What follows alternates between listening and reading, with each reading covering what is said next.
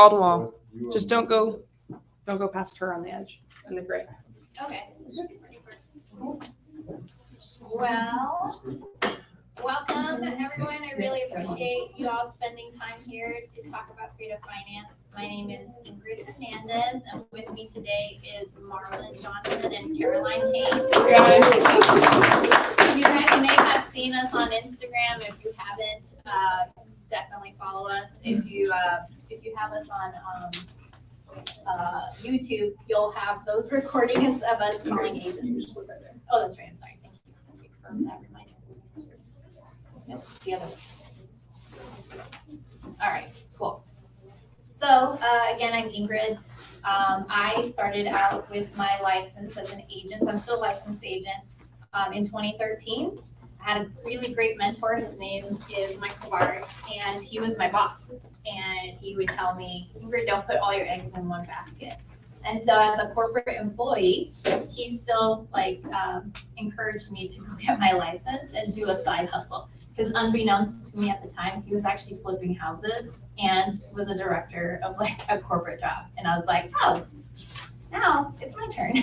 So I have a similar circumstance. My goal is to eventually, be able to transition, but in all transparency, I still have a corporate job. I am a director level position, but this is where squatting up and teaming up and delegating, I'm really good at that. So my husband will know. I don't know if you saw his Instagram. He's like, sometimes he never hears from me. Sometimes I'm asking him to go do 12 things in 12 cities that day. So I am a buy and holder. So I know you may be asking oh my gosh, are they gonna sell us anything? What's the exchange here? If we're gonna give this really amazing information, what are they gonna ask of us? So I don't want to beat around the bush. We do want to work with you. So you are here. You're trapped here, by the way. We locked the doors. Just kidding. You are here because we want to do business with you. We want to be your buyers. That's me, Caroline, and Marlon. We want you guys to send us these problematic situations. We want to be able to be your problem solvers, especially in the market that we are in now where our listings are hanging out for a bit and sellers still haven't transitioned that mindset of, oh man, I can't get my big number. Creative finance is about cash flow. So we can still give them a pretty good number or close to or at what they're asking, but be able to give them those equity or those terms that it's just a longer way of paying them out.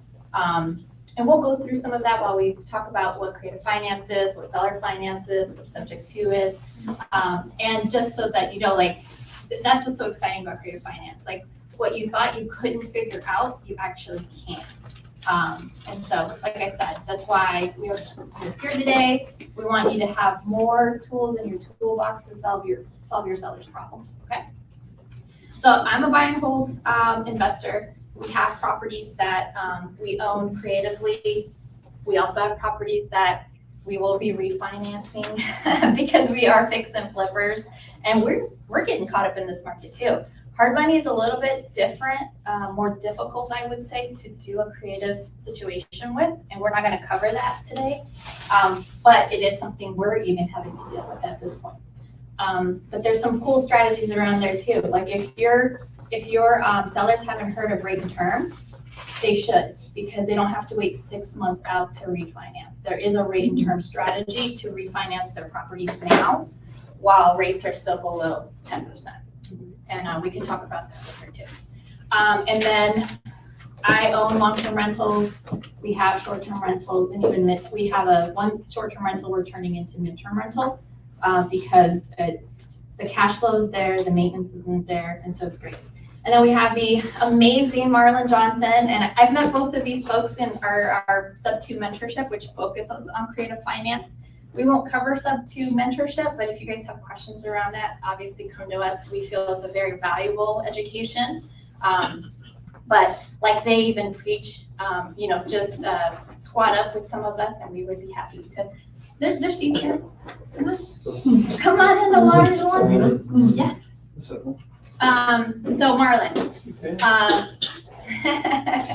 Marlon is amazing. He's been an investor for a few years, and in that short time has been able to pick up 25 doors. Wouldn't that be amazing?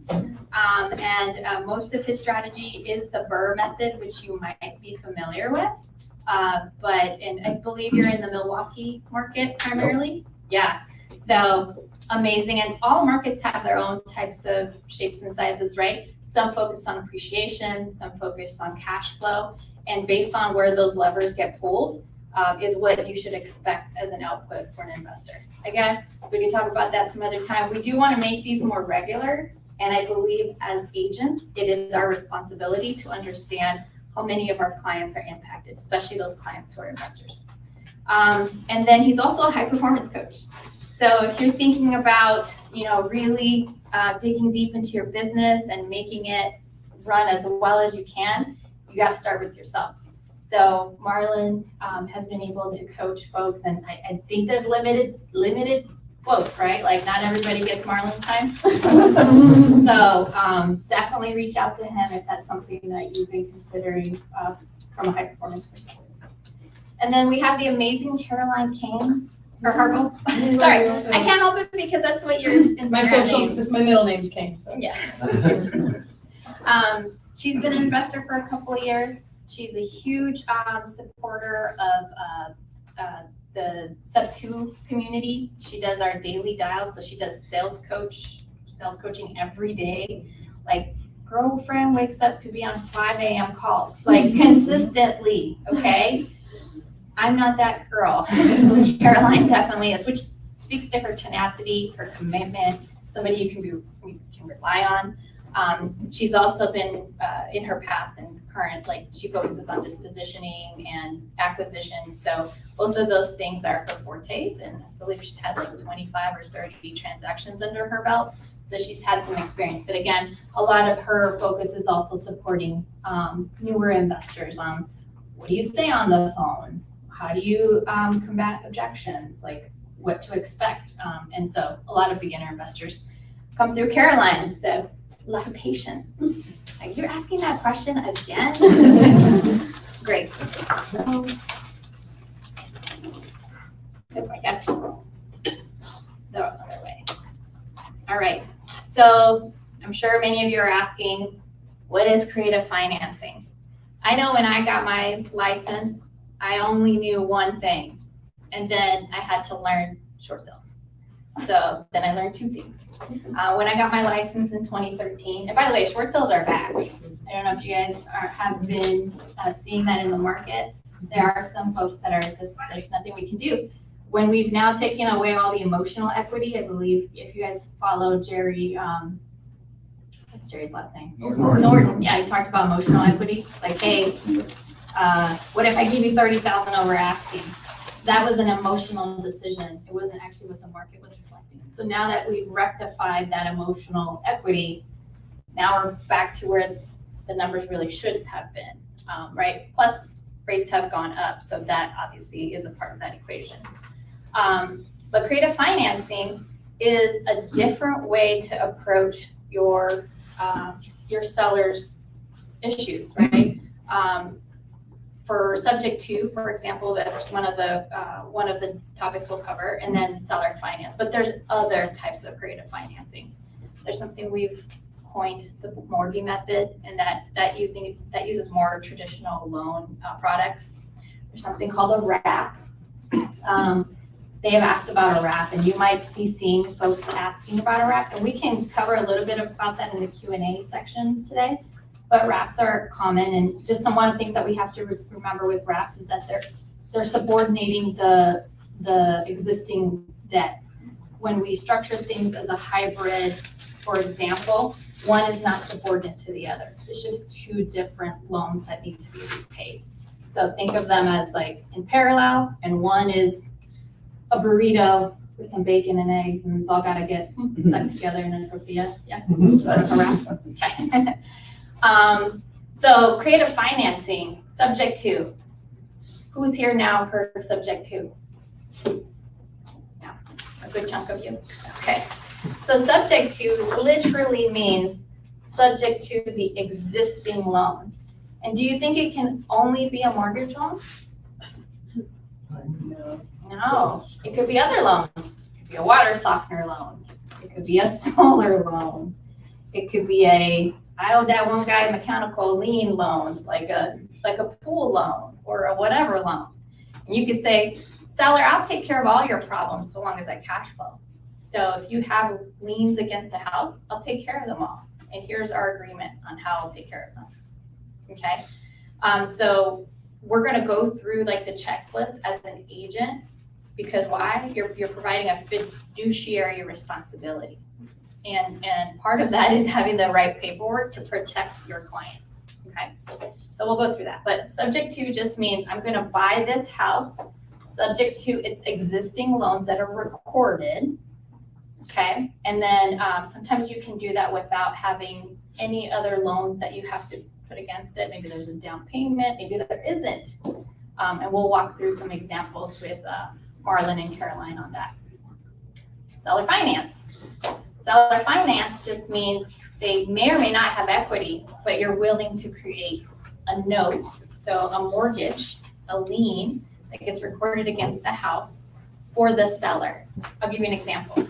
I bought a house in Houston. That house didn't really have equity. Why? Because it was trashed. It was trashed. The seller could not sell the property either.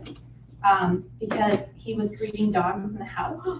And so the drywall was wrecked. It stunk really bad. My husband can attest to how bad it stunk in there because he helped like fix up the house. And so really when we looked at the numbers, he really didn't have any equity, but we still gave him equity. We gave him $30,000 equity loan on the house, a lien, because that was one of his benefits to doing business with us. So we literally made money from thin air, right? We put a loan on, our lien on the property, we put it under his name, and every month he gets, I think like an $82 payment from us towards that $30,000 loan. So we made money from thin air in a situation where he would have actually come out of pocket around 20 grand. When we closed the property, like when we closed the transaction, we actually gave him $10,000 to put in his pocket and the other $30,000 as a lien against the house. All I cared about was cash flow. So if 82 bucks is all it took every month to give him 30 grand for, I think it's the next 10 years, I have to go figure that. I can't remember that. Then why not? So, do you guys think of anything else that we should cover that I didn't explain well around subject to and seller finance? No, I think you did a good job explaining subject to seller finance and, just having a deep understanding that these are solutions for sellers so that they don't, and you're gonna get into this, I'm sure in the next slide, these are solutions for sellers so that they don't have to go through the traditional price drop, or even worse, the traditional, hey, do you mind taking a lower commission? So really being able to provide another option that gets them their number. And it gets you your number, because or a number. I will say I'd rather have something than an expired listing because I couldn't sell it. Because I'm an agent, right? I still have my family to feed too, and we recognize that. So, and what you see on there, you might hear a term called hybrid. So hybrid is a combination of subject to existing loans, putting together the seller finance loans, and that's why we call it a hybrid versus a wrap, because they're not subordinate to each other. They're just living life together on some documents at the county recorder's office. Okay. And we will do Q&A. So as you guys have questions, write them down, because maybe I said something funny or not funny, and you're like, okay, I need to figure out what she meant by that. Really, don't want to oversell it. Or be more efficient. There you go. Thank you. Just hit the enter. You're good. You're on. Okay. So as Marlon was just covering, what does this solve? Even that Houston property I was talking to you guys about that we put $10,000 in his pocket, the guy was in pre-foreclosure. He actually was behind almost $6,000 payments. So what problem did we solve? Pre-foreclosure. He was an active duty soldier. So one of the things that I'm not hearing enough of in the creative finance community is that, did you know if a soldier forecloses, their top clearance is at risk? So outstanding soldiers also means that you're an outstanding citizen, and foreclosures are not seen that way. Your debts should be paid even as a soldier. That's the way they look at things. I say may because I don't want to speak for all situations, right?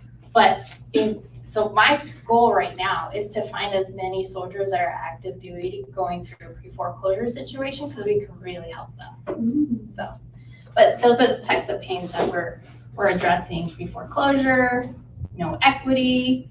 What else do I have up there because I can't see? Inheritance, or yeah, and these are all painful situations. And arguably speaking, at least in the single family world, the multifamily world's a little different. Multifamily, they're super used to being creative about how they do their stuff in terms of creative finance. It's just like natural. You're talking to an investor community that invests, and so that they understand doing things more creatively. On a single family, you don't. I mean, again, I was an agent for almost 10 years. I had never heard of Subject 2. I literally heard about Subject 2 November of 2020. And then by January, I signed up for the mentorship because I was like, ooh, I don't need a lot of money to do it this way. So, but so don't feel bad if you're an agent and you've never heard about it, because some brokerages actually won't let you do it. There's some brokerages that won't allow you to help your client in that way. And I would argue it's because they don't realize that this actually solves some very specific problems. And so long as you are doing your fiduciary responsibility to disclose what may be at risk by taking on a deal like this, that you've done your job as an agent. And we've also done our ultimate job, which is take care of our clients. Okay, so when it comes to sub 2, you're mostly going to see pain. I would say, using like the 80-20 rule, 80% of sub 2s, there's a pain. It's actually really, really difficult unless you're like Pace Morby style, that he can, swag anybody on the sales side. Like, it's really difficult to get sellers who have a lot of equity to agree with sub 2 or a hybrid deal. But oftentimes we make it happen. On this guy, Joseph, we're working with a potential lead with him where it's like a $1.5 million house. And in that situation, they have a lot of equity, but it's an investor. And they're like, yeah, let's solve this creatively, which might mean seller finance, might mean sub 2, not sure yet. So yeah, I wanted to talk to you, but I'm like, they have a loan, why pay it off? So, yeah. But anywho, we'll see, whatever helps the seller most. But there are some situations where you will be able to hit the game, right? You have an owner who really wants a number, and that number is super high, right? But if you can structure the math, and I know you guys probably didn't like math growing up, right? Maybe a good chunk of people don't. If you can structure the math to give you cash flow, you're going to end up loving math. I'm just going to do a quick plug. If you guys follow me on Instagram in my link tree, there's actually an entry fee calculator that will help you do this math. We won't necessarily go through it today because I don't want to like overwhelm you with information, but you should know that in most scenarios, we can make the math work. You just got to get creative with maybe my wholesale fee is a little too high, maybe with the seller's down payment's a little too high, and then you just play with the numbers. And then I literally will show that to a seller and be like, this is how I can make the math work. All right. Okay, so on the gain, you have sellers who want a higher price. On the gain is like, hey, I don't want to touch my house. Can you just take it like that? Like, okay, cool. It could be a great tax strategy for an investor who owns a house. You may have heard the term installment sale. This is more IRS language. An installment sale actually allows a seller who is an investor, so it's not a primary home, so it's a secondary home, maybe it's a vacation home, or an investment like a rental. It helps them spread out their tax requirements. So not that they're getting out of their taxes. It's just, do you want to pay the tax man right now all of your money? Or do you want to spread it out across 10, 20 years? So when you're having conversations with investors who have that approach, like they're really thinking about what's my tax obligations here, you can really help them bring down their tax requirements for that year's taxes. Now, I'm not a CPA. I know we all got taught that when we got our license, right? Don't pretend to be. I don't pretend to be. I always recommend sellers to contact their CPAs. And if their and some CPAs don't know their stuff either. Let's just be clear. So we have people that we can help you connect them with to explain installment sales and how they can actually leverage it to mitigate their taxes across a long period of time. Okay? Anything you guys would like to add, Caroline or Marlon? Yeah, actually, just 2 minutes on this. Really, when reaching out to either homeowners or reaching out to other agents or yourself representing people, really do understand that there has to be a pain typically for the creative finance options to make the most sense. If your sellers are interested in getting a cash offer, they have the equity to get a cash offer or a traditional offer, that's where you're going first, that's where they are going. If anybody can sell traditionally, 9 out of 10 times they will sell traditionally. So we're never trying to convince them that this is the option. What we like to do is we like to rule out that option. Right now, interest rates going up. What's happening is the properties are priced appropriately. It's individuals can no longer afford the monthly payment. So although people are interested in buying a house and the comps prove the number is correct, the challenge is when I go to get a mortgage, when Joe and Sally go to get the mortgage to buy a home, they're realizing they no longer qualify for the same property they could have bought 6 months ago. In fact, 6 months ago, they could have paid $50K over ask, right? Same couple, same situation, no longer qualifying. So now when we're talking to these folks, these homeowners, they're starting to feel that. When we look at this, understand that they're collecting money over time. So if your seller is in a place where they need this cash to go and purchase, and I'm using the word need, they need it. They have no other choice but to get the cash to go and put a down payment on the next property, to go and buy another home cash, and that's what they're locked and loaded for. Creative might not work, and that's okay. However, when you have somebody where they say, you know what, this is actually our second home, we have another property lined up, we're actually gonna go and rent for a little while, we don't need to buy anything for the next year, we're gonna wait for the market to cool down. Awesome. Have you considered a creative option? Have you considered an installment sale? There's a lot of different benefits. So your job is going to be aware of what those benefits are, to present it to them as another option instead of saying, well, we did all we can do. Well, no, there are more options here. So I want to make sure we all understand this, because with creative financing, the truth is we can make any deal work. The challenge is, from a numbers standpoint, we can make any deal work. Does it still work for the person? Does it still work for the human on the other side of it? As investors, I can make it work for me, but it doesn't matter if it works for me unless it works for the seller. So we all understand that? Yeah. Awesome, because that's going to be critical in shifting your mind frame, like Ingrid said, to being solution providers, right? Really going in and providing a solution, whether you're representing them as an agent on a listing, whether you're representing yourself as a buyer for the property, or whether you're talking to somebody looking to wholesale, because you can wholesale creative deals. You're looking to structure the deal and maybe pass it on to another investor to purchase. You still need to just make sure you are solving a problem. You're either moving them away from pain, or you're moving them towards a gain that they have identified would be good for them. So that's all I wanted to add there. Love it. Yeah. Yeah. Again, write down your questions, because he's pushing on that. Caroline, say there's nothing I can add on to that. You said everything I was going to, so. So at the end of this presentation, we're actually going to ask for your feedback on how it went, and we're also going to provide you this checklist. So don't think like you have to frantically write everything down. So one of the things that we wanted to provide to you as a value proposition is to actually give you a checklist of what are some of the things that you should be aware of as an agent when you get an offer. Like, what are some of the things that you should have, like, you know, your transaction coordinator take care of for you, and that the title company is taking care of for you.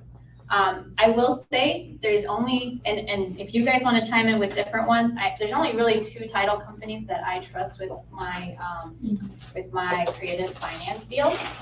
It's Clear Title of Arizona, my escrow agent and I'm gonna give them plugs because they've been amazing, okay? And I would suggest every time somebody does amazing service for you, plug them because they, what goes around comes around, I say. So Danielle Pendergrass at Clear Title of Arizona, she's amazing. She's out here in Chandler, has helped me with some creative stuff, like crazy stuff, and even traditional cash stuff and even traditional purchasing. So, but when it comes to creative, there's only a couple that I really trust. And then there's Eileen Brown. Is it First American? Yeah. Yeah, is it, okay. There's so many like title companies with American in it that I always get confused of like, who's what? There's a lot of Americans out here. So, yeah, but Eileen Brown, she's the Eileen Brown. I don't know if you guys know, she's been doing creative finance for a really long time. And she is actually somebody who helped inspire PACE to get into the creative finance realm. So we have PACE because of Eileen, if that helps for those of you who know what PACE is. So, okay, so your checklist. So you've gotten an offer from someone, hopefully from one of us, and you're like, what should I have in that paperwork? First of all, we'll talk about vetting a buyer. Every creative finance deal you get, at least in Arizona, and what I know of most brokerages, you have to use an AAR contract. Otherwise, they're like, we can't do this, okay?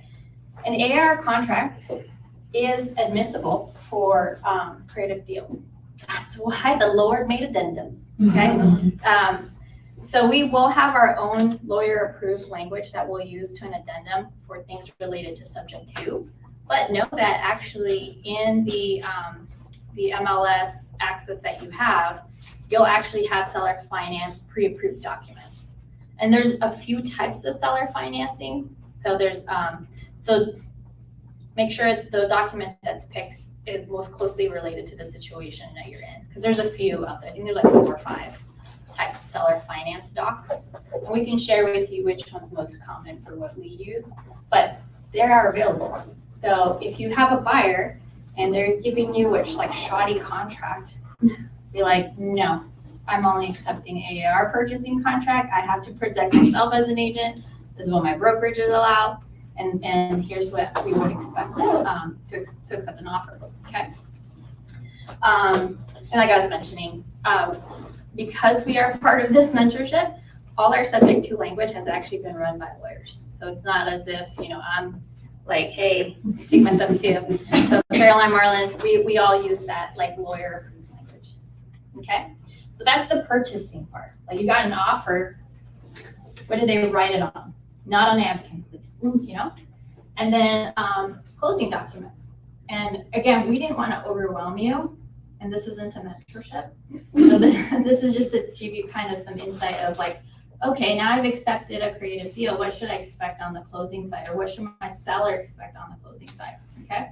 So if they are going to get any equity that you are creating, like that scenario I told you about in Houston, where we created a $30,000 note. We overinvested a little on that with all the dog smell, but it is what it is. I'm like, karma, we helped a soldier out. So we have the deed of trust and promissory note for the seller finance portion. Okay, so those are 2 instruments that seller should get that are part of that deal. One is what gets recorded so that everybody and their mom knows, hey, this owner owes me this money. And the other one is, oh, and here's how I'll get that repaid back, right? One's an instruction on how to pay me back. The other one is just a recording of what that amount was, okay? And then we have existing and new lien servicing. So if you get a deal from someone who doesn't explicitly say they're going to use a servicing company, that's a red flag. You should always use a servicing company in your creative finance deals. We tend to use Westar. They're really good. There's a few, well, there's a lot of them out there. Why? Westar code? Huh? Oh, it's on a Westar company. Oh yeah, Westar. Westar, yeah. WESTAR. Yep, another plug there because they've actually been really great to us. And there's a few different ones. We use 2 different servicing companies in Texas because we invest in Texas too. But Westar does business here in Arizona. So, so if you're going to send an offer as a buyer, I see you back there. You should make sure that you call this out because that gives assurance to an agent that things are going to get taken care of. Now, what's a servicing company?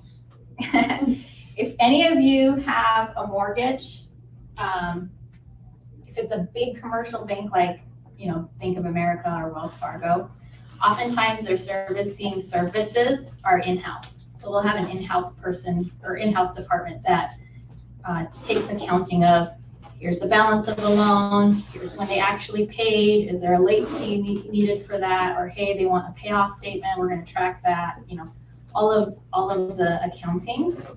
But if it's a smaller mortgage, like I've had some that were smaller, like Home Point Financial, I've had, I don't know, my mortgage keeps getting resold 2.62% though, guys. So that's our latest interest rate. But there's a servicing company who keeps track of when did I pay, what's the loan balance. When they send those mortgage statements, that's actually a servicing company doing that to make sure that everybody's on the same page about what got paid, when did it get paid, and what's the balance. So that's what Westar would do for you. And what's really cool about Westar, and one of the things that I sell when I'm talking about creative deals, is that they'll actually send an email on a monthly basis every time there's a payment so that your seller's not in the dark, right? They could do an auto rule into their email box that puts it into an inbox and says, okay, rest assured, every month we're taking care of that existing mortgage. Or rest assured, we're taking care of that lien that we created with you for the equity you had in your home, or the written equity that we put on your home, right? $30,000, keep it going. So, okay. And then with subject to, for those existing pieces or liens that are on the house, you actually need a power of attorney. So you have to have a durable power of attorney that allows you to inquire about the insurance, to inquire about where we are with the mortgage, to inquire where we are with certain things that are still recorded against the property. We did what's called an agreement for sale, which works very close to what a sub-2 is in the city of Surprise. And in that property, we have the mortgage, we have the solar, we have a water softener, we have the seller's equity, and we have our private money lender. So we have 5 things recorded against the property that we have to take care of. Makes sense? So don't be intimidated if there's a lot of stuff against the house. Usually we can make it work if the math works, right? Mm-hmm. Is there anything else you'd like to add to the checklist? Yeah, I actually want to ask a question, just by a show of hands, how many of you inside here are already wholesaling? By a show of hands. Cool, so we got a good portion of the room wholesaling. By a show of hands, how many of you are already owning property? That you own either some rental property? All right, cool, so we got 2 hands up, not as many, 3 hands up, awesome. So what's really cool about this is when we're going back up here with the purchase contracts and utilizing that paperwork, how many of you assume that you're going to be, or how many of you have any intention on working with real estate agents to pick up deals in these coming months? Right, hopefully everybody's hand should be up because they are going to be an amazing lead source for you. Because even if you're listing, even if you're representing as a buyer's agent, I know all of you hold your license. You want to be able to remove the friction when working with other agents. So although you might have your own paperwork, you might have been in another mentorship program, you might have downloaded something off of YouTube or Google or wherever, you want to utilize the paperwork that they are already used to and accustomed to. This is going to be a new topic for many real estate agents. You being here and understanding this is already an advantage. You already know more than most of them. So you leverage the fact that they already have paperwork in their system for these sort of transactions. Because now, when they start to ask, well, is this okay to do? Is this safe to do? Is it legal to do? Well, yeah, of course it is. You already have the paperwork in your MLS database. The paperwork is already there. So it's going to be really important that you leverage that because it's going to act as credibility for you. Arizona State already approved this sort of transaction. Ingrid plugged you with a couple of title companies. Leverage them. when your seller is saying, hey, you know, how do these deals happen? Reach out to your title company, build that relationship and say, let me let you talk to the title company because they're the ones that are actually gonna process the entire transaction for you. Ask them how they see the payments and how they see these sort of transactions working out. So I want you all to think about that because as you go and work with other people, we want to remove friction. So the more you know, the more tools you have in your tool bag to get your job done, the better it's going to be ultimately for you, for your seller, and for everybody involved in the transaction. Awesome sauce. Caroline, you We're to the end, I feel like when we get to Q&A, all that stuff. That's Okay. right there. super. Because she's so amazing. I know I got Marlon coming up here, but. I'll wait, I'll wait. All right. So now you've gotten this contract. They gave you the right information. You feel good about it, but now you're like, will they perform? You know, are they a trusted source? Are they going to be the kind of buyer who's actually going to close on these deals? No different than if you're doing any cash deals too, which by the way, we still do. So if you got like maybe 30 cents on the dollar, with how crazy volatile the market is, we still do cash deals too. Like, you know, we have flips going on right now as we speak. So, and talk to me about a South Phoenix property because it's going up for sale later this week. So. What, Gabe, you got somebody for me? Oh, come on, Gabe. All right. So one is that they have an established LLC. Okay, they're not a fly-by-night LLC. Not to say that, you know, if they just opened their LLC, you should automatically take them out of the running, but really they should have an LLC for this type of offer. Now, it's a little different if it's a homestead buyer, right? Maybe it's a homestead buyer and they want to wrap and they want to own it and they want to live in there and they want to, you know, enjoy the house as their primary. In that regard, you don't need an LLC. That's somebody's home, okay? But you should also understand what their intentions are. Is their intention to live there or is their intention to actually cash flow? Because those are two totally different dynamics, okay? But if you have a property and somebody's giving you an offer, vet the buyer, just like you would normally. What would you do in a traditional one? You'd call their lender, be like, hey, did you actually look at their paperwork? You know, do you have in-house underwriting? Are we gonna actually close on time? You know, who do you use for appraisals? Like how quickly are they behind or how much are they behind? Like, are they gonna be able to get us through the finish line? Like, I want you to promise me that we can get to the finish line. I put a lot of pressure on lenders. Like, I got a client that I have to help and represent, right? So same thing with an LLC, make sure they're in good standing. You can go to the Arizona Corporate Commission, literally Google it. It'll take you there, look for their LLC, make sure they're in good standing, make sure that they've been established. If it just happened last month, maybe they started following me or Pace Morby and they're like, oh, let's. And then, so then at least that should trigger you to ask more questions about them, right? So I'm not trying to like break down anybody who's just getting used to creative finance either. But you should To that just, token as well, sometimes people buy, so when you wholesale, fix and flip, or whatever you're doing, you have different LLCs, so you gotta know, you know what, I have too many properties in this one LLC, I'm gonna open up a new one, so people might open up a new LLC to hold more properties. that's a great point. Yeah. That's a great point. And I have a design in my business where we do have wholesaling and sometimes we inject operational monies through that wholesaling company. I'm just being straight up with you. So I'll put a contract under my wholesaling company, inject cash into our operating business, and then move it to my buy and hold LLC or my fix and flip LLC. I have 7, 8 LLCs. It's just to protect the investor really, so. Yeah. Just make sure they're in business.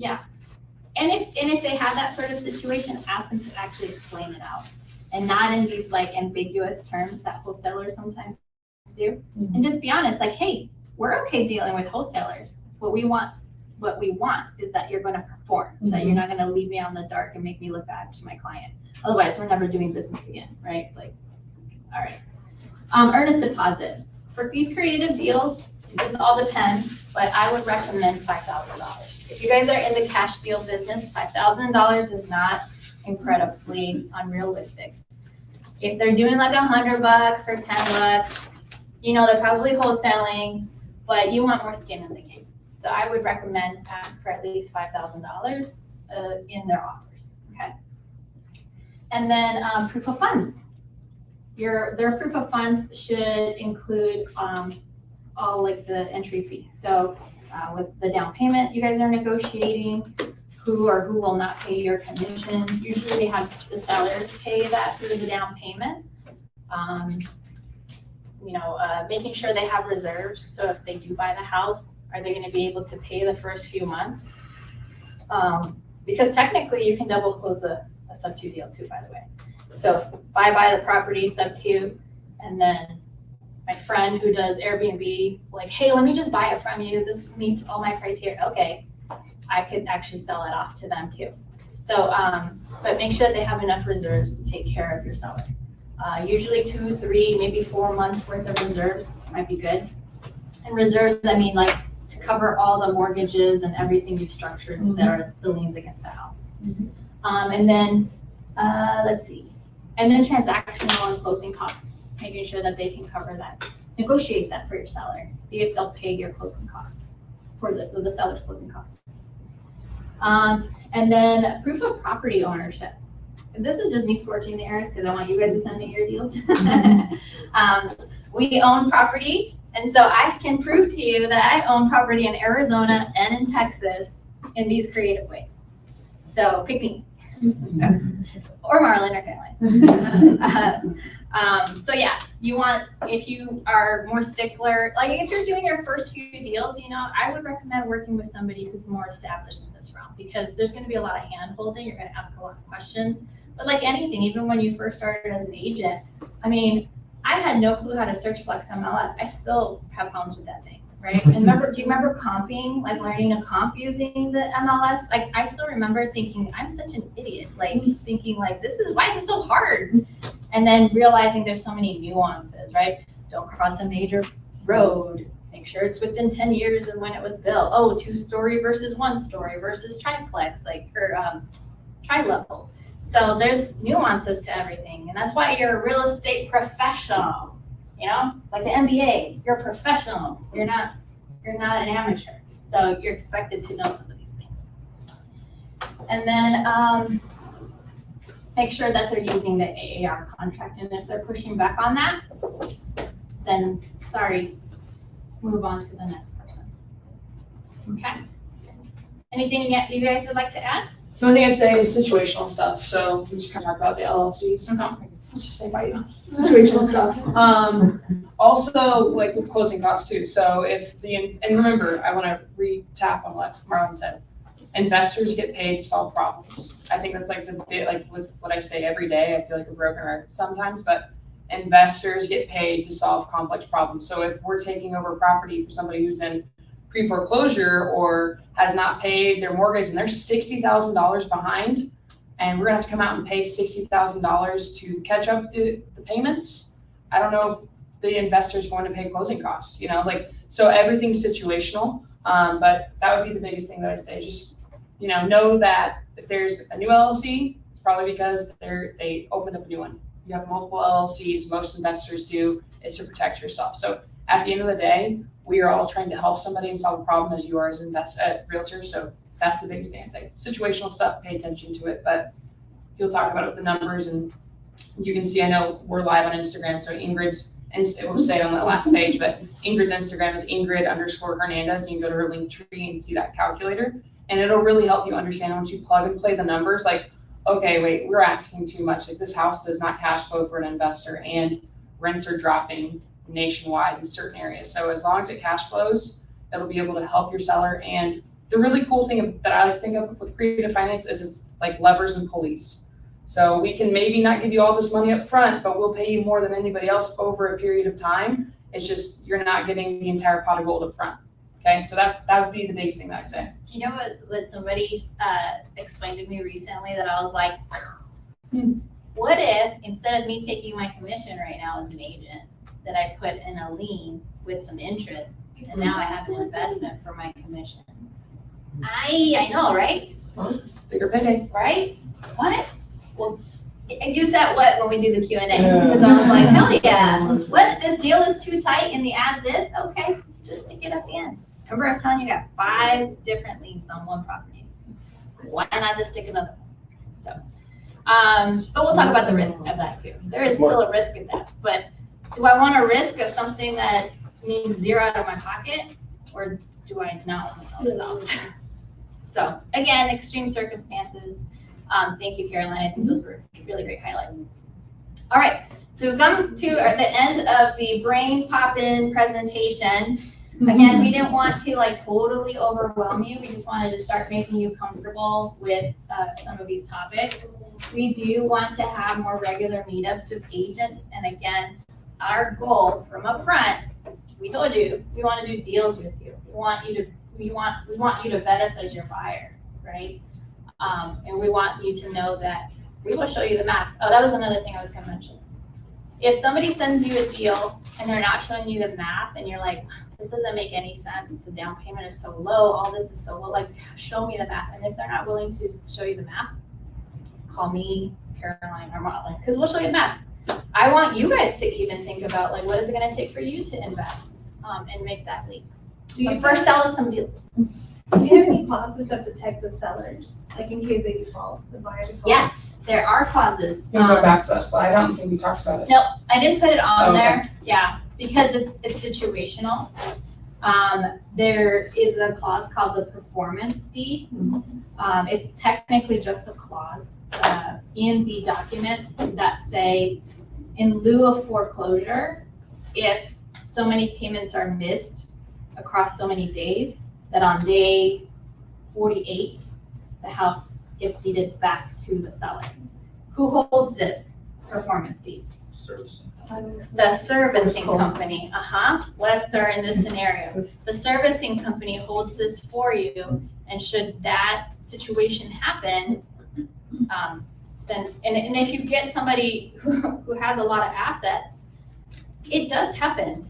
You accident, like a bank transaction failed for one reason or another. We just got a call from the water company and surprised, they're like, you haven't sent your bill. I was like, yes, I did, right? But unfortunately, I only accept checks. And so I sent a check to the address they asked me to, and they never deposited it. So that kind of stuff happens. It's why you see these big guys, they'll have an asset manager. Their job is to actually make sure that their bills are being paid against those properties. And that if you have a 5-10 year balloon, that you're preparing yourself like, before it happens, so that you're already gearing up to, am I renegotiating? Am I refinancing? All kinds of stuff can happen. All right, any other, what, I'm sure you guys all have questions, so let's get to this Q&A piece. Caroline and Marlon, if you guys want to join me up here. Well, yeah, but you can talk about scan it. Oh, I'm sorry, yes, We'll yes. give you guys a checklist to vet your buyers, and we just have some feedback on this because we'd like to, help you guys out. So please scan that and let us know. But yeah, We'll Q&A. leave this in here, so if you don't have time now, it's okay, we'll, afterwards, you guys can track that, but, and after you answer your question, then you have, or all the questions we have, then you'll have the checklist that we went over. It'll get emailed to you. So whatever email you put in, be aware that it's gonna get emailed to whatever email you put into the feedback. All right, not everybody at once, one at a time, please, orderly. I got one. So for the sake of the agents, what loans can you take over sub to? Good question. So the question was, because I have the microphone, what questions can you take over, subject to? So technically, most of them, even a reverse mortgage. But there's some that you will have difficulty or increased risk at doing it, okay? Because one of the risks of doing subject to is the due on sale clause. Mind you, you are not doing anything illegal. That's what the lawyers told me to say. It literally is in the HUD statement. I showed Beverly, because she's been my notary on a couple of my deals. Literally at the end of the statement, I think it's line 2 something on the HUD statement, it actually says subject to existing loans. It doesn't say existing mortgage, it says loans. And like I was telling you guys, you can have all kinds of loans against the house, even a HELOC. You can take over a property with a HELOC. Now, there's some risk mitigation you have to do there, like ask for that account to be frozen so that you can start paying it down, because it might still be in the 10, most HELOCs, not all, have like a 10-year, use it as a credit card, and then after the 10-year, then it gets paid down. But personally speaking, the two that I stay away from, I do believe there's maybe some legal concerns with hard money. So I would stay away from hard money loans. And then stay away from reverse mortgages. Unless it's like an extreme situation and you've got like 90% you're gonna walk out with like a lot of cash as a flip or something like that. But I don't recommend it. And I would tell everybody here, be aware of asking what sort of loan are you taking over? In other words, is it a fixed rate loan or is it an adjustable rate mortgage? You want to ask that question. It's a question that gets overlooked very often. And then what happens is a buyer will take over a loan where the monthly payments are currently $1,500. And then next year, the monthly payment jumps to $2,400. That's a massive jump. So be very aware of adjustable rate mortgages. Ask, is this fixed rate? Is this an adjustable rate? You want to understand what you're actually taking over. Yeah. And as a buyer, you should also just ask for the most recent mortgage statement. Yep. Get that. And then if somebody's in pre-foreclosure, can I get the payoff? It'll help you out. So it's gonna, The reinstatement. there we go. Reinstatement, yeah. Yeah, the reinstatement, because if you're doing creative, for cash, you ask for payoff, right, or traditional loan. For creative, you're asking for the reinstatement number, which will be different than the payoff, right? It's they're behind 30,000, the reinstatement is 32,000, because we've got to pay $2,000 to admin, right? That sort of thing. Another thing with that question, I'm sorry, not every title company will process, even the ones that do creative deals, will process FHA loans, okay? So with FHA loans, what often happens with those is we'll do self-perform, meaning you actually do the title work yourself as an investor. And then after you close that process, then you get title insurance on it. Again, that's like professional work. So if you have like somebody who doesn't have that experience and doesn't know what to do in that scenario, to these three lovely folks who've done crazy stuff up here, including self-performing. So could you buy a property from a seller who has a current loan and then do you just buy it using like, say, whatever the difference is your down payment, which could be like 30, 60 days. So you're talking about a situation where you have like lower equity, I'll call it, Yeah, right. a lower equity, and you just want to give them their equity portion and then take over step two. Yeah. Absolutely. Yep. That's actually a strategy we've been like focusing on the last couple months. And Yeah. what if they have like 60 in equity, but you're just like, oh, I'll give you 30. And just It's all let's situational. do that. As long as the math works, Okay. right? And then are you going to use your own money? Or are you gonna be like a professional and use other people's money and allow them an opportunity to make money? Double digits return secured by real estate, right? So let's talk about that. Maybe I'll invest with you. Really funny. And really, so like, Relay Financial, you know my link. I know you training. No, but really, I used to have, because like I grew up Hispanic. You don't ask for help. You don't ask for people's money. I don't even want to owe you $1. Like, it's just, it feels icky. Like God's looking down on you or something. And then I found out I changed my mindset where it's actually, I'm giving somebody an opportunity. Like, they can have their money in their bank and make 0.5% with a high yield savings account, which is like the most commercial, safest account you can have. Or an IRA that's like negative 12% right now. Like my 401k, I think is negative 22% or some craziness like that. So I'm working on taking that out. But like, how God would not like if I didn't give these opportunities out where I can secure something and give a double-digit return. So like, why would I not offer that out to somebody who's in a financial position to do that? So I should, and you have to have good underwriting though. Like, do not bypass the math. The math, it has to still be solid. Even in that property in Houston where we overinvested, we still had the ability to pay back loans. So math is where you'll find a lot of your solutions. we were talking, I'm just gonna bring it up because that's what I was talking with Beverly about before all of this, especially if you guys wanna get started into this and wanna buy. If you have the money to lend, I would lend and partner with somebody who knows what they're doing before you take it on. We just talked about, are you guys flipping right now? I am. I'm trying to get He's through in a my different flips. market. He's doing a lot in Milwaukee at the moment, but really, Again, 30 cents on the dollar, Yeah. I'll consider it. but typically most people have stopped flipping because like the Fed is trying to control inflation and they are just beating down the real estate market or anybody trying to get loans right now. ARV's below 300. Yeah, really, yeah, and try and stay within your median price range, like don't take on really, like, don't be over leveraged, so, especially if you're brand new, partner with somebody, you're gonna get a lot more done if, like, collaborating than doing it on your own.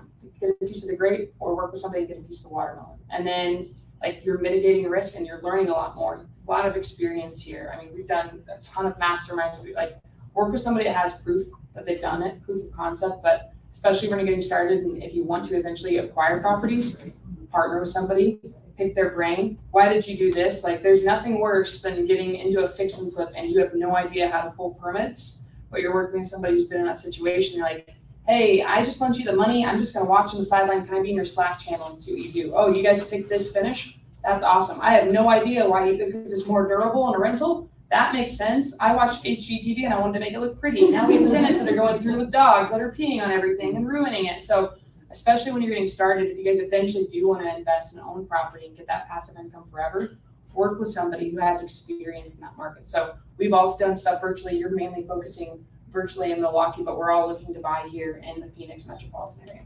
My first deal was a virtual fix and flip in Vegas, and we net profited $54,000. So, hey, don't sleep on mobile homes. Yeah, really. That was a manufactured home, okay? Yeah, just throwing it out there. In case you get mobile homes.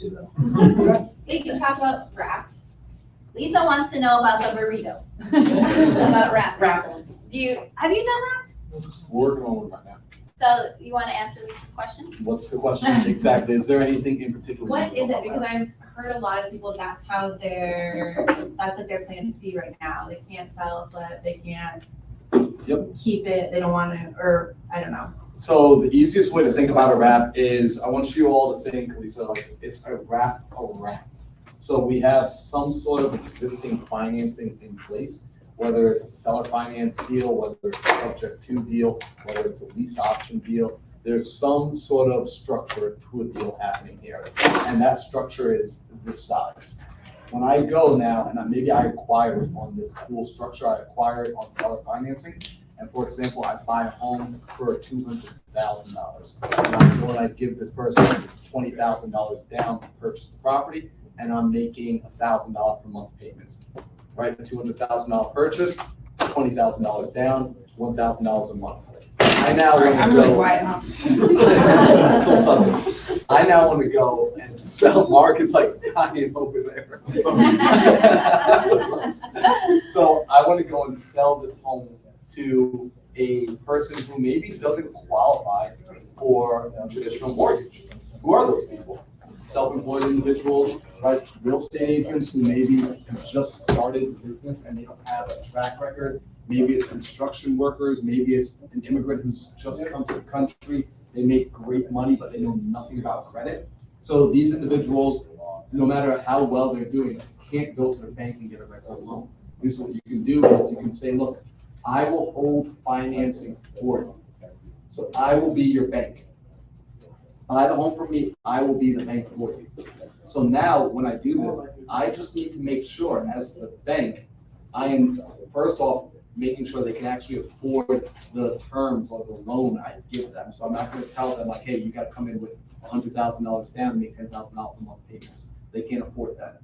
I have to make sure they can afford it, and I also need to make sure whatever loan I give them is bigger than the original loan that I have. For example, let's say I sell the home to them for the exact same price of $200,000, and I'm charging them the same monthly payments of $1,000 a month. But I take from them a $40,000 down payment, although I purchased it with a $20,000 down payment. I would actually have to take their money and inject it into the original loan, because I can't let their loan exist at $160,000 while my underlying loan is 180. Does that make sense? Yes. Because I only put 20,000 into it, so I still owe 180, but they only owe 160. Their loan just became smaller than the original loan. So I have to make sure I wrap it around the original. So in order for something to wrap around the original, it has to be bigger. Does that make sense? Yeah. All right, so it's a really, really good option. And I think everybody should be looking at wrapping deals as a way of helping homeowners get into properties. This is one of the coolest things. When we look at everyone remember this, when you look at single family homes, right? Single family homes, some of you are gonna hate what I'm about to say right now. Single family homes kind of suck as investments. Why? You get one vacancy, you're at 100% vacancy. One person leaves, your income goes to zero. Multifamily is where it's at. However, look at what a single family home was made for. It wasn't really made for a renter. It was made for a homeowner. Put the right person in there. When you put a wrap buyer in there, here's the cool thing. You're not really worrying about maintenance. Why? Because you have a homeowner living in your house. You don't have a tenant anymore. They're taking care of the lawn. They're taking care of the taxes. They are taking care of the insurance. They're taking care of the toilets. All of that garbage that you hate dealing with that you never want, trust me, I manage property. You don't want to manage property.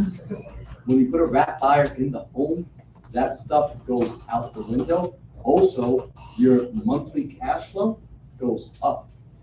Also, you can charge interest because you're being thankful.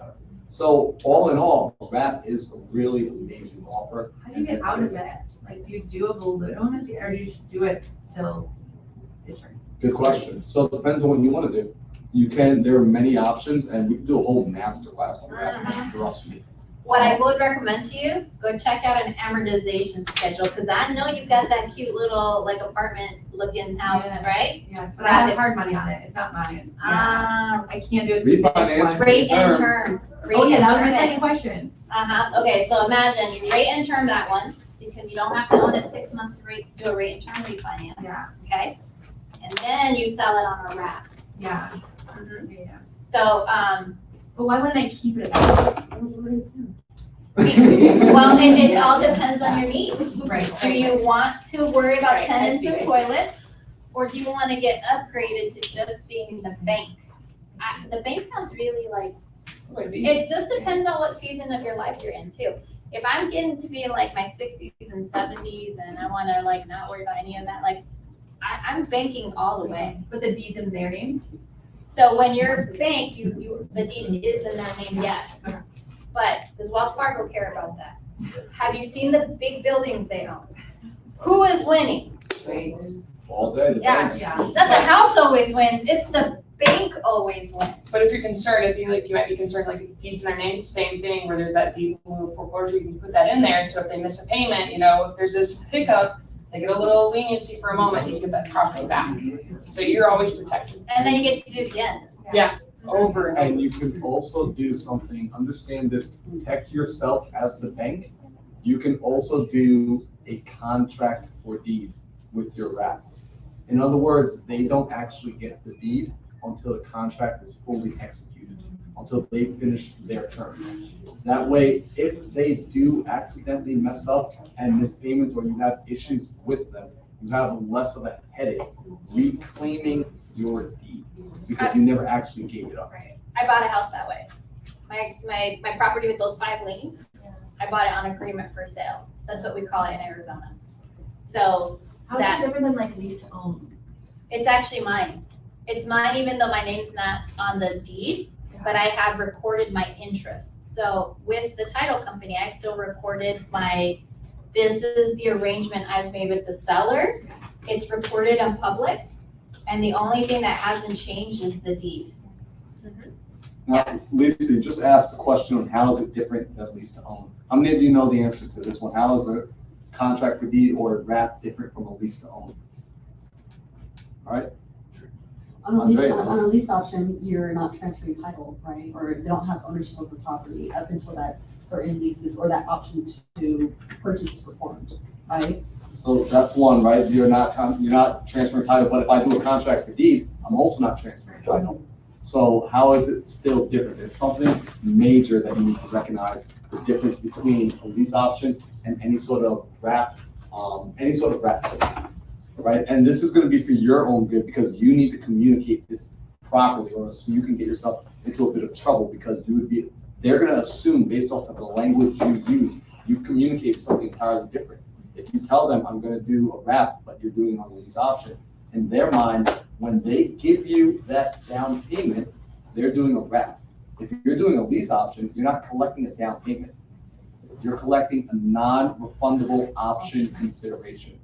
We call it NROC, non-refundable option consideration, NROC. With that, this is not actually going towards the purchase price of the property. Whereas a down payment is directly being injected into the purchase price. So with that, they now have equitable right in the property. They actually now have equitable interest. They've actually already made the purchase. They've purchased the home. A lease option, they haven't actually executed the purchase yet. So they are still just sitting here with the option to buy it. Whereas wrapping, I've actually bought the home. It's mine now. Who here has a car loan? Anybody have a car loan? So proud of all of you, not a lot, that's good. A car loan is an agreement for sale. A car loan, who holds the title to your car when you have a car loan? The bank does. So that's the difference there, one difference, okay? And another thing I wanted to add to that really great explanation is that on a lease and option, if that's like maybe it'll help your brain a little bit better on those option contracts, it's really a lease and an option. An option is a first right of refusal on that property. They haven't bought it yet. So if you haven't bought a house and you're living in it, what are you? A tenant. So who's gonna take care of the toilets, the window, the broken tile? The homeowner. Who's the homeowner? The person who actually is on the deed. So that's a big difference. Now, when you do a lease and option, those people tend to take better care of the house, because why? They just gave, we did a lease and option in Phoenix. They gave us $15,000 to have the first right of refusal. They have 5 years to buy that house from us. And we already came up with terms. We said, hey, we're gonna give you the first right of refusal. You're gonna buy it at $575, and that's what our terms are. In 5 years, you're gonna buy the house at $575. We've already written it out. And they get to file a memorandum against the house that says, me, the seller, cannot sell it to anybody else until they first clear. Can they Because buy it that's what before the 5 years? I'm sorry? Can they purchase it before that 5 years, or is that just like the maximum that they have to? They can. Okay. Because I have a DSCR loan on the Oh, property, nice. we told them that if they buy within the first 3 years, they have to take care of the step down fee. So we wrote that out, because a DSCR loan oftentimes has prepayment penalties. And if they're taking over a loan that has a prepayment penalty, you need to make it worth your while. So you're of course not, negotiate it, just like anything else. Maybe they could have said, no, we're only gonna pay half of it. Okay, we're still making enough money, that makes sense. Is everybody familiar with what a DSCR loan is? I just know when we use acronyms sometimes. Sorry. Break it down, what is it? That's So in case anyone doesn't know, like Michael said, it's a debt service coverage ratio loan. In essence, it's a commercial loan that can be used on residential property. So the loan, you don't need to qualify for this loan. The only caveat, you cannot live in this home as a personal home. It has to be an investment property. So can somebody go and use a DSCR loan to purchase their primary home? No, don't do it. Rule number 6 of real estate investing, always be legal, right? So that's really important there. Really quickly, I talked to Nick about this a little bit earlier. How many of you have represented buyers before in transactions as agents? Lisa, Gabe, Mike, Mark. I didn't catch your names earlier. Yeah. You both said at the same time, so That's the definitely 18. not. That's the 18. So how many of you, when you went to represent them to buy deals, how many of you have ever come across buyers who didn't quite qualify? Anyone ever have a buyer who didn't quite qualify? Right, Gabe, like Or they Yeah. fell out of qualification when the interest rate went, Right? right? Or they're a first time home buyer and you ask them, are they pre-approved, and they said, what? Yeah. So for those people, traditionally, like I was talking with Nick, you usually put them on, you introduce them to a mortgage broker, you put them on a little bit of a plan to help them get into a home, maybe 6, 12, 18 months down the road. Another creative solution we do is lease options for them, where we will actually go, just like Ingrid did, and purchase their dream home for them today, while you still go ahead and put them on that same plan to help them qualify, so that 1 year, 2 years, 3 years down the road, they can actually buy the property from you. But this gets them into their dream home today, because when someone's excited to go buy their dream home, the last thing they want to hear is, cool, come back in 12 months. The home will not wait for them. When their kids are getting excited about going into that school district, when they're tired of moving around every year because they're not sure if the landlord is going to sell the property, right? They are willing to do these sort of strategies. So keep that in mind as well. If you have buyers who don't quite qualify, instead of throwing them away as leads and saying, I'll come back to them a year from now, come and talk to one of us. Let us buy the house for them today. Think about that. Give them another option to get into a home today. Damn, Marley, just threw that big gigantic gem at the end of this. He's hooking you, like there, yeah. Do not go to other folks, you're coming to us. No, that's great, that's wonderful, yeah, and it's super cool when you can exercise and help people be in a home with their family. There's like just a huge, what emotional equity? Yeah, emotional currency. Currency, thank you, yeah, so. Joseph, there- you have a question back there? Yeah, so I actually have 2 questions. On the wrap, what makes you decide what the down payment will be? And for the lease option, what makes you decide on the end rock? So like, for both of those payments. Good question. Can you repeat the question real quick? So the question for anyone watching online is, for a wrap or a lease option, what is helping us determine the down payment on a wrap deal, and what's helping us determine the end rock on a lease option deal? So it's really simple. You are acting as a bank. The number one rule with a bank is you want to protect your interest. So in order for a bank to protect its interest, does anyone know how the banks think? Like, what does a bank do to protect their interest in any sort of investment? Right? Collateral is one thing, right? When they're lending money, they ask that you have some skin in the game, right? I don't know about you, but I can't walk into Bank of America and be like, hey, I'm gonna take a 100% loan, purchase this home today, no down payment, don't even put any fees on it, and make my payments about $1 a month, right? And I'll take a bottle of water. It's not happening. So what they say is, look, we'll give you a loan if you put 20% of your own money into the deal. Oh, commercial loan? Yeah, we're gonna need you to put 35% of your own money into a deal. And they want you to have skin in the game. So Joseph, when we're looking at our wrap buyers, we want to stay protected. I don't have a big skyscraper like the other banks do. So I really am looking to see what is the most. So I am negotiating, seeing, well, if Mike comes to me and he says, I wanna purchase this property, I'll say, hey, Mike, this is the purchase price.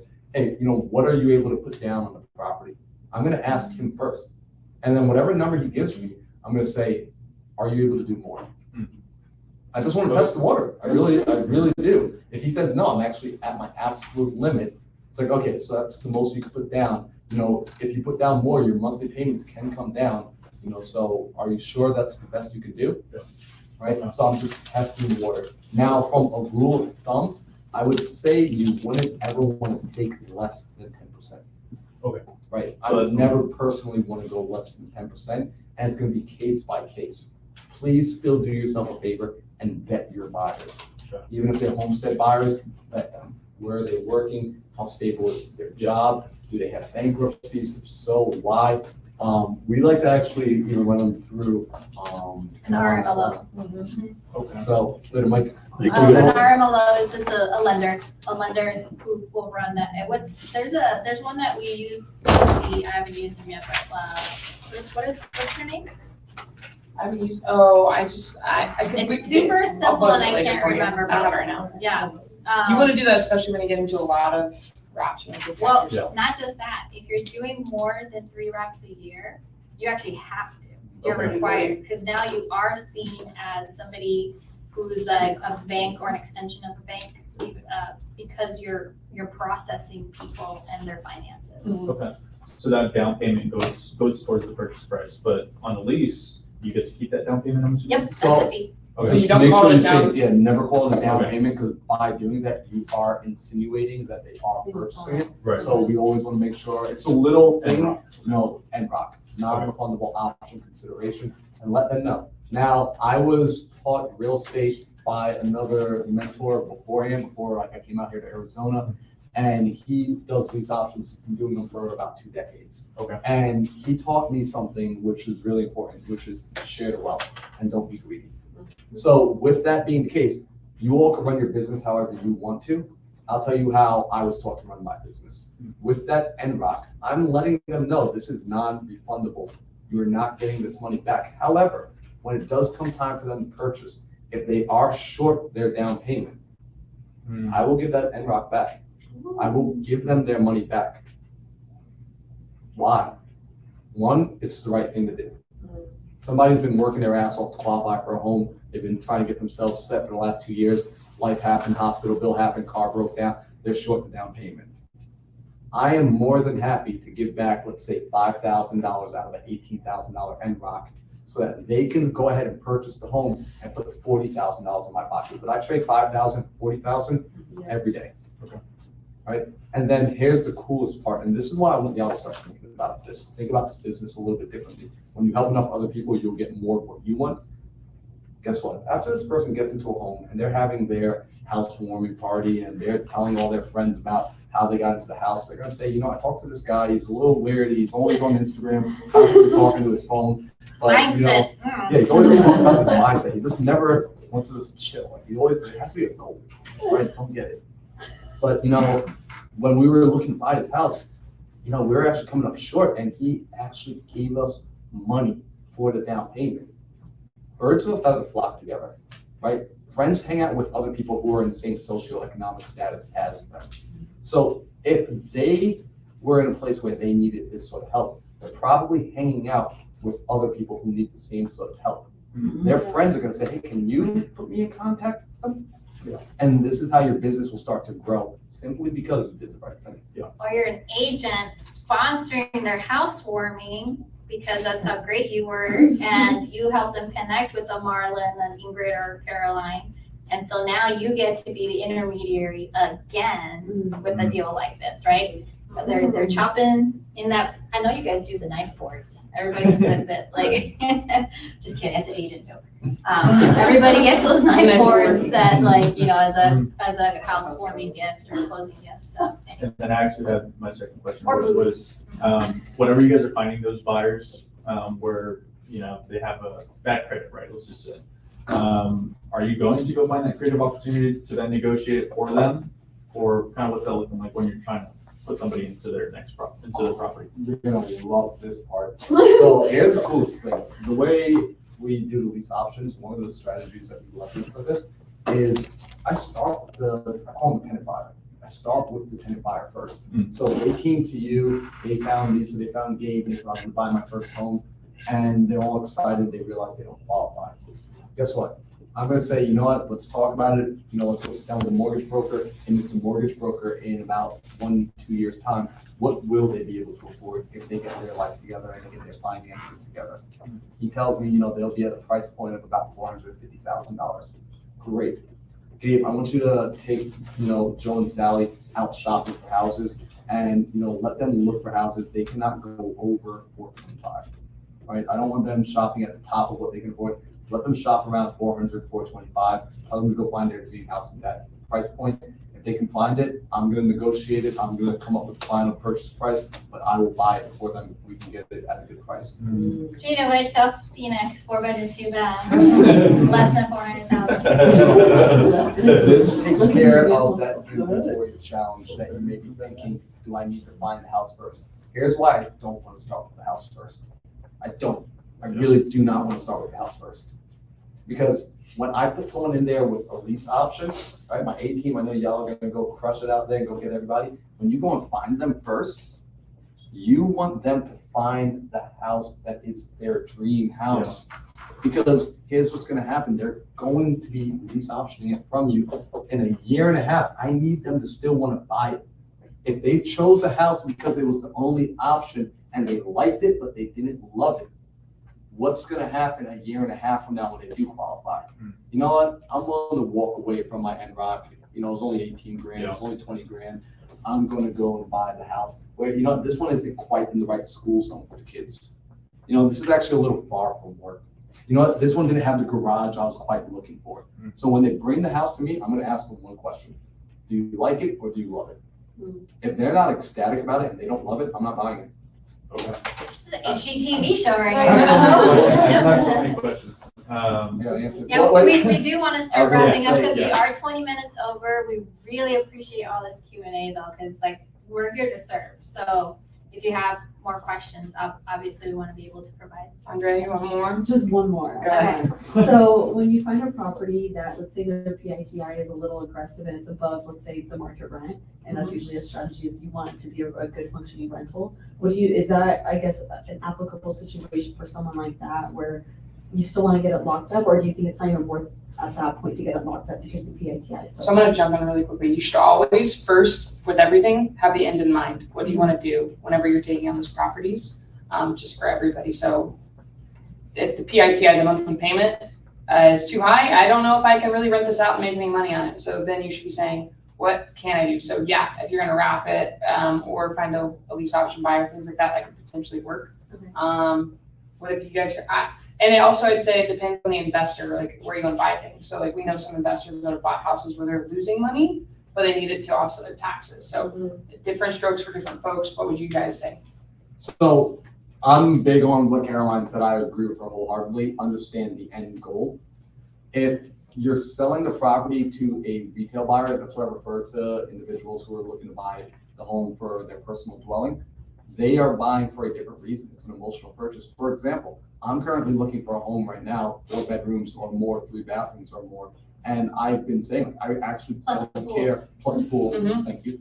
I actually don't care about what my PITI is. I really don't. Like, so it's like if you bring me like a $4,000 per month PITI, I really don't actually care because I'm not buying it as an investment. I have a totally different use for it in mind. So I'm looking for an emotional purchase, a house that's gonna be fun, a house that can fit a lot of people in. So understand your people are gonna be buying for different reasons. So you might have a large family and they're like, look, I don't care if the house costs $5,000 a month. I just need a place to fit my 12 kids or Mormon. It happens. Yeah. Mormons have a lot of kids. I found Accident. out. When I moved to Arizona, I found out like There's a lot of Mormons here. But there are no Mormons in New York. every situation is different. So bringing it home, I just do want to reiterate this for everybody. Remember, you are problem solving. That is like the biggest thing. Like going into this and just thinking, I'm gonna keep this as a rental. It doesn't always work. And like sometimes for your, when you're looking at this as I want to help my seller sell this property, like do they really have a problem? Do they need to sell? Like those are the key words I think you guys should take away. Do they need to sell? What problem are we solving? And ultimately, how can you like help everybody so your seller gets taken care of and you get paid at the end of the day? So just make sure that they need to sell. That's probably when the creative finance is going to come in. But if, like you said, 9 times out of 10, if they can sell on the retail route, that's where they're going to go. Yeah. We want to be your 1 out of 10. Does everybody have an iPhone? Yeah. If you don't, I'm sorry, but if you do have an iPhone, put your AirDrop on. What I'm gonna do right now is I'm going to AirDrop you all my contact card. I think Caroline and Ingrid will do the same as well. I guess I will. All right, Take if my you already have my contact card, then you already have my contact card. But for those of you that don't, I do that. Yeah, how do We you will turn the help you. airdrop Yeah, on? that's so cool. So first a you'll lot have of to do for people in the everybody. building are getting my contact card, I do actually. So what you have to do, everybody swipe down if you have an iPhone, the top right. Over on the left, there's the Wi-Fi. Hover over that, and then on the bottom left, it'll say AirDrop. You have to click on that again, and you can like hold on to it when you do it. Then you can do contacts only or everyone. So select everyone so anybody can share. Now, mind you, if you're on an airplane, people might send you How do you in. But select that? You just click. you have to click on them individually. So I also probably just sent it like 15 people in the building who like are not in this group, but it's okay. Also, this is a really fun thing to do on an airplane. Get a photo, get like a really fun photo, and just start airdropping it to everybody. So Ingrid, thank You you. get to pick This is cool. Still waiting on Marlon, but then I'm sure it'll come. Mike, I don't see you on here. Are you iPhone 2 or iPhone 7? 7. Oh, there we go. Yes. Is Marlon, everybody good? Did you guys figure it out? I should probably name mine then. See, I don't know. Wait, So if What are you, Aaron declined it. Lisa, I got Lisa. so, Is there an Aaron here? Yeah, that's me. yeah, Aaron declined me too. I'm gonna send it to him again. Ingrid insists on knowing who Aaron is. Who is this Aaron? Aaron, Oh, there you. You just have my. everybody send their contact card to Aaron. Is that Aaron? Aaron. Everybody know? Aaron. Oh, Aaron. That's right. Yeah, mine is Aaron. Oh. I know, I don't know why I did that. I just sent it- I'll send it out again. So I recommend whenever you go out and you meet people as well, do that for yourself. Create your own contact in your iPhone for yourself. Name, first and last, email, phone number. Do you have a class for that? I actually am gonna be doing a master class on because there is high level networking. And put a picture there so that it's easier for people to remember you. It's easier for them to save your phone number. And then also take a selfie. Josh Olais. I'll work on that. There's nobody else.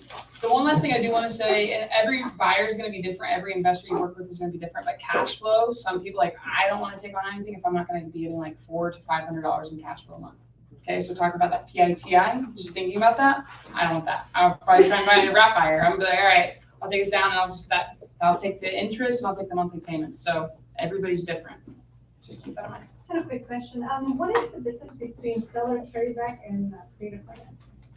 Good question. So you want to answer it? All seller carrybacks are creative finance, not all creative finance are seller carryback. We didn't say this at the beginning. So seller or creative financing is kind of like an umbrella. Okay, I like to think if you're going to a bakery. I like to go to I like cookies. I'm gonna go to the bakery. They have chocolate chip cookies. They have sugar cookies. They have snickerdoodle cookies. Creative finance covers seller finance, or another word, seller carry. Subject to a hybrid, which is half seller carry, half subject to.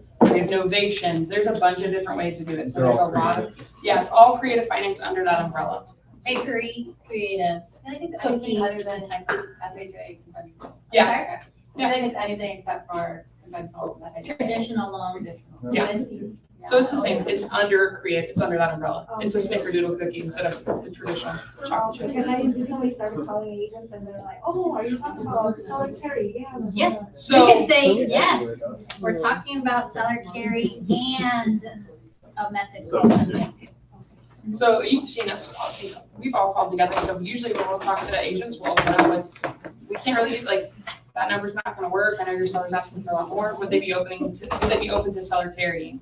And like, well, they would, but there's a mortgage, and then we'll go into, we'll pitch the subject, so anyways. So we'll let everyone get out of here. We appreciate you for coming out today. Seriously, making time in the middle of Tuesday to be here. It means the world to us. Please fill out that form. Give us any feedback on anything that we could have done better. If we were not giving enough detail, we gave too much detail. We want to get better, and honest feedback seriously will help. So if you think you're being nice by just saying, "Oh, that was amazing," actually think it was amazing, please help us out. But if you did think it was amazing, go ahead and let us know. Thank you guys so much. Yeah, thank you. And can we give Ingrid a round? Yeah, you're gonna take care of this. My office is here. Finishing up the live.